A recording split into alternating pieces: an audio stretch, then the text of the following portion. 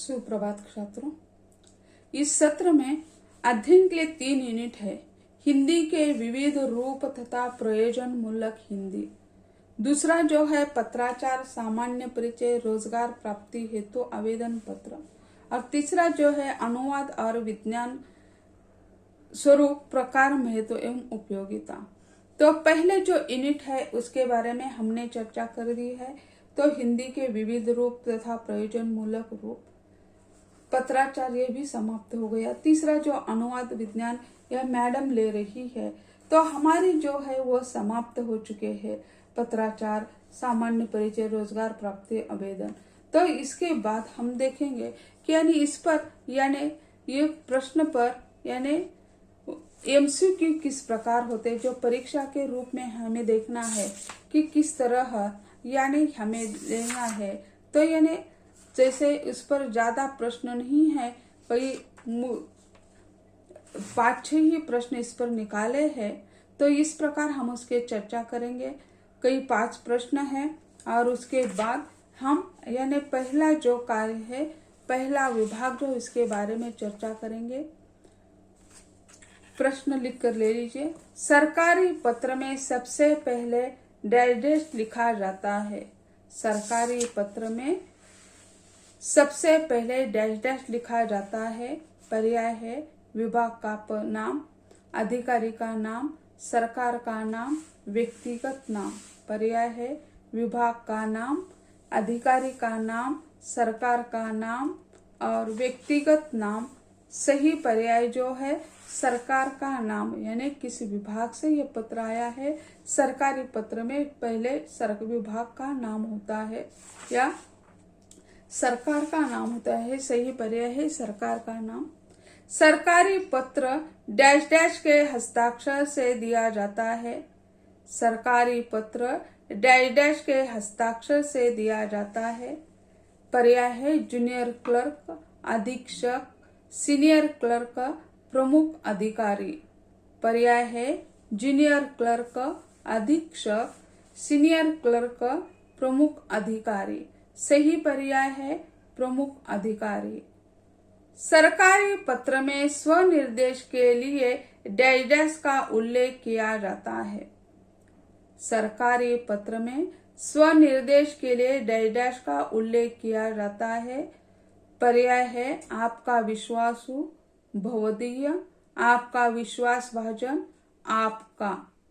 पर्याय है आपका विश्वासु, भवदीय, आपका विश्वासभाजन, आपका।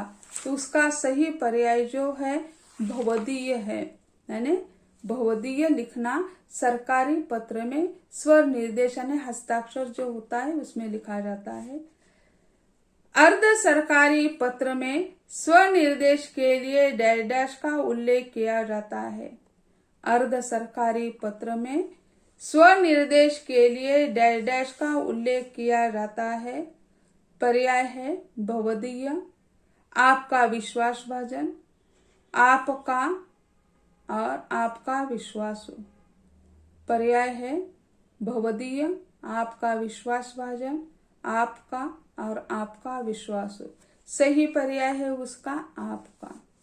अगला प्रश्न है अर्ध सरकारी पत्र में सबसे पहले डैश डैश लिखा जाता है। अर्ध सरकारी पत्र में सबसे पहले डैश डैश लिखा जाता है। पर्याय है पत्र क्रमांक संख्या, विभाग का नाम, अधिकारी का नाम, सरकार का नाम।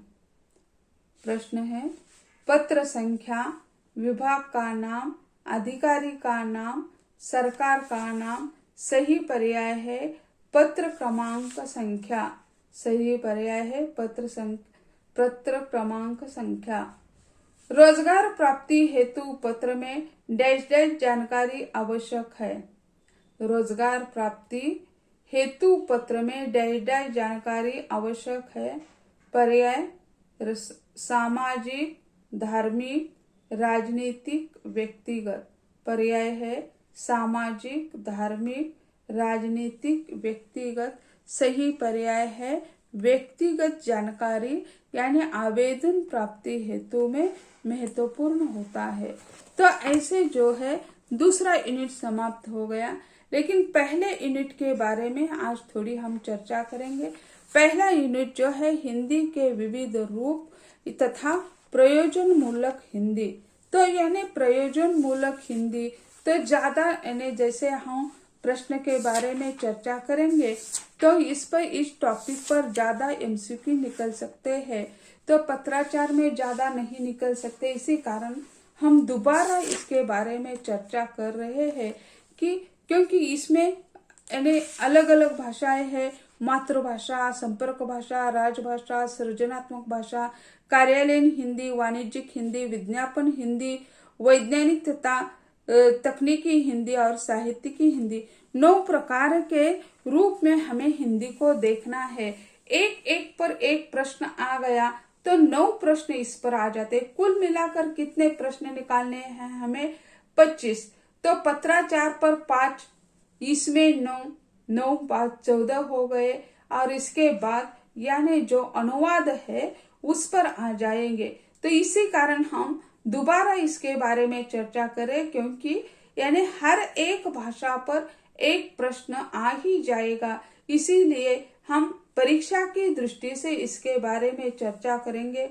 तो मातृभाषा के रूप में जैसे हिंदी है वो किस तरह आती है, तो मातृभाषा के रूप में हिंदी जो है वैसे उसी तरह भारतवर्ष में अन्य भाषा क्षेत्रों के तुलना में हिंदी भाषा का क्षेत्र बहुत व्यापक है। यानी हिंदी प्रदेश यानी ज्यादा है, इसी कारण हिंदी मातृभाषा होने वाला यानी क्षेत्र काफी माना जाता है।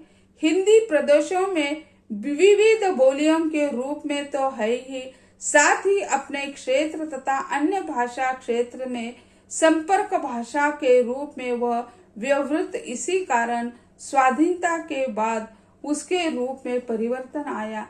हिंदी की जो 18 बोलियां मानी जाती है, तो हिंदुस्तान में 22 भाषाएं है और हिंदी जो है इसकी 18 बोलियां है। और अध्ययन की सुविधा के लिए प्रदेशवार उसकी रचना कर दी है। पूर्वी हिंदी, पश्चिमी हिंदी, दक्षिणी हिंदी, उत्तरी हिंदी और मध्य देशीय हिंदी। पूर्वी हिंदी यानी पूर्व प्रदेश की पूर्वांचल की भाषा जो है वो पूर्वी, पश्चिमी हिंदी, दक्षिणी हिंदी, उत्तरी हिंदी और जो मध्य देश की हिंदी। तो ऐसा इसका विभाजन कर दिया और यह 18 बोलियां उसमें सम्मिलित हो गई। और यह मातृभाषा जो है तो हिंदी प्रदेश के जो लोग हैं उनकी मातृभाषा हिंदी, महाराष्ट्र के लोगों की मातृभाषा मराठी। तो बच्चा जन्म लेने के बाद मानव जो प्रथम भाषा सीखता है उसे मातृभाषा कहते हैं। यानी जन्म लेने के बाद मानव जो प्रथम भाषा सीखता है उसे मातृभाषा कहते हैं। छात्रों उसे ध्यान में लिख लीजिए कि यह मातृभाषा पर इसी तरह प्रश्न आ सकता है। जन्म लेने के बाद मानव जो प्रथम भाषा सीखता है उसे उसकी डैश कहते हैं, है ना, उसे उसकी डैश कहते हैं। तो उसे पर्याय होगा संपर्क भाषा, मातृभाषा, राजभाषा या मौखिक भाषा, या जैसे हम देखते हैं तकनीकी भाषा। तो उसका सही पर्याय होगा यानी मातृभाषा। जन्म लेने के बाद हम मातृभाषा सीखते हैं। मातृभाषा किसी भी व्यक्ति की सामाजिक एवं भाषाई पहचान होती है। मातृभाषा जो है हर एक की अपनी अलग होती है। जब मानव अस्तित्व में आया तब से ही भाषा का उपयोग कर रहा है। भाषा हमारे लिए बोलचाल का माध्यम होती है। इसके द्वारा हम अपने विचार व्यक्त कर सकते हैं, बातचीत कर सकते हैं, दूसरे लोगों के विचार सुन सकते हैं। यह बिल्कुल सही है, क्योंकि मनुष्य एक सामाजिक प्राणी है। समाज का निर्माण मनुष्यों के पारस्परिक सहयोग से होता है। यानी हम अपने विचार एक दूसरों को सुनाते हैं और सुनते हैं। यानी गूंगा व्यक्ति किसी दूसरी की बात सुन नहीं सकता, तो इसी कारण वो बोल भी नहीं सकता। क्या बोलेगा, यानी सामने वाला क्या कहता है वो सुन नहीं सकता, तो उसका जवाब क्या देगा। तो उसे जो चाहिए वो बोल सकता है, लेकिन सुन नहीं सकता है। तो हम एक दूसरे के विचार सुन सकते हैं, या यह बिल्कुल सही है, क्योंकि मनुष्य एक सामाजिक प्राणी है और समाज का निर्माण मनुष्यों के पारस्परिक सहयोग से होता है।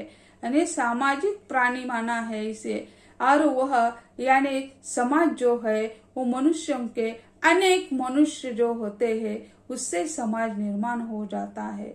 वर्तमान समय में देश में भाषा एक व्यापक चर्चा का विषय बन गया है। यानी वर्तमान समय में हम देखते हैं भाषा ये जो है वह व्यापक चर्चा का विषय बन गया है।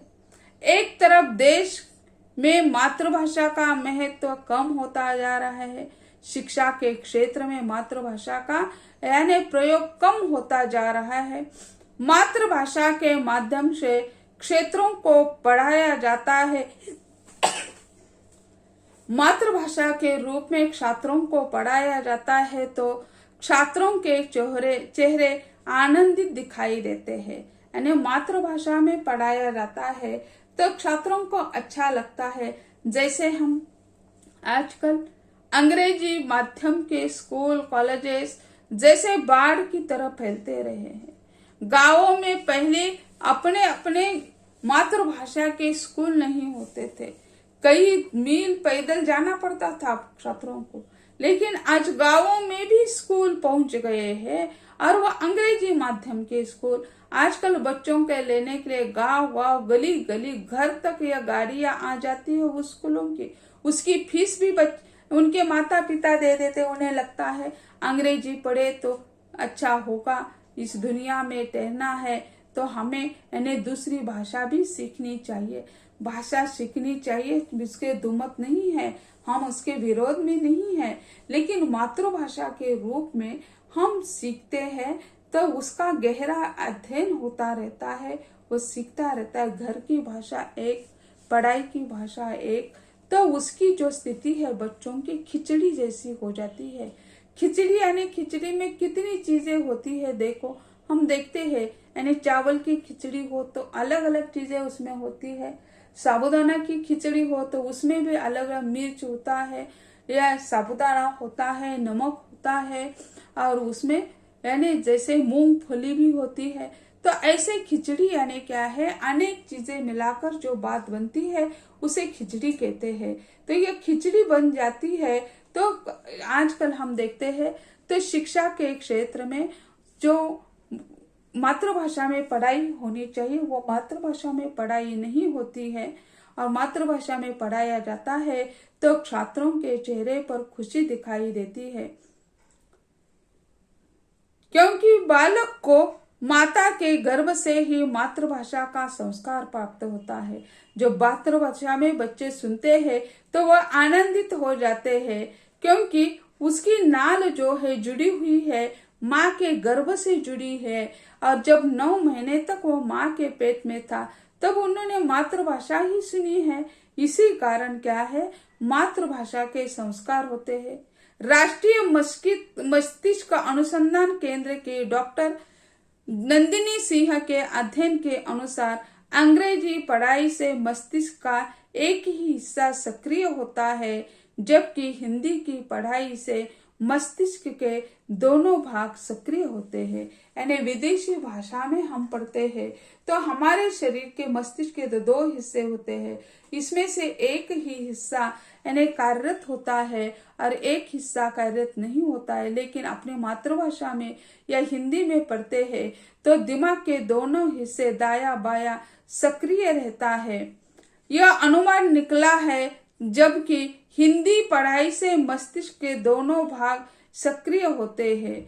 हिंदी बड़ी प्यारी सी सरल भाषा है, किसी न किसी रूप में इसका हम उपयोग जरूर कर देते हैं।